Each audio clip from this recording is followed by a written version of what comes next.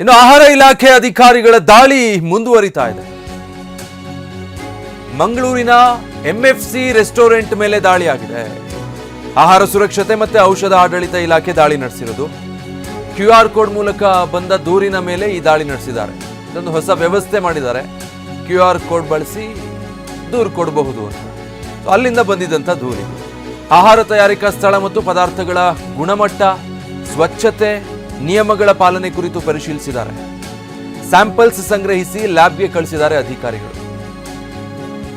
ನೋಡ್ತಾನೆ ಇದೀವಿ ನಾವು ನಿರಂತರವಾಗಿ ರಾಜ್ಯದಲ್ಲಿ ಬೇರೆ ಬೇರೆ ಭಾಗಗಳಲ್ಲಿ ಈ ರೀತಿಯ ದಾಳಿಗಳಾಗ್ತಾನೆ ಇದೆ. ಅದೇ ರೀತಿ ಮಂಗಳೂರಿನ MFC ರೆಸ್ಟೋರೆಂಟ್ ಮೇಲೂ ಕೂಡ ಆಹಾರ ಸುರಕ್ಷತೆ ಮತ್ತು ಔಷಧ ಇಲಾಖೆಯ ಅಧಿಕಾರಿಗಳು ನಡೆಸಿರುವಂಥ ದಾಳಿ ಇದು. ಸಾರ್ವಜನಿಕರು ಕೊಟ್ಟಿದ್ದಂಥ ದೂರು QR ಕೋಡ್ ಅಂಟಿಸಿರ್ತಾರೆ. ಆ QR ಕೋಡ್ ಮೂಲಕ ನೀವು ಆಹಾರ ಸುರಕ್ಷತೆ ಮತ್ತು ಔಷಧ ಆಡಳಿತ ಇಲಾಖೆಗೆ ನಿಮ್ಮ ದೂರು ಕೊಡ್ಬೋದು. ಇಂಥ ಸ್ಥಳದಲ್ಲಿ ಈ ರೀತಿ ಹೈಜೀನ್ ಇಲ್ಲ ಅಂತನೋ ಅಥವಾ ಸರಿಯಾಗಿ ಅವರು ಆಹಾರ ತಯಾರಿಕೆ ಮಾಡ್ತಾ ಇಲ್ಲ, ಅದರ ಸ್ಟೋರೇಜ್ ಸರಿ ಇಲ್ಲ ಅಂತನೋ, ಗುಣಮಟ್ಟ ಸರಿ ಇಲ್ಲ ಅಂತನೋ ದೂರು ಕೊಡ್ಬೋದು. ಹೀಗೆ QR ಕೋಡ್ ಬಳಸ್ಕೊಂಡು ಸಾಕಷ್ಟು ನೂರಾರು ಸಂಖ್ಯೆಯಲ್ಲಿ ದೂರುಗಳು ಬಂದಿದ್ದಾವೆ ಈಗಾಗಲೇ. ಈ ರೀತಿಯ ಒಂದು ದೂರಿನ ಆಧಾರದ ಮೇಲೆ ನಡೆದಿರೋ ದಾಳಿ.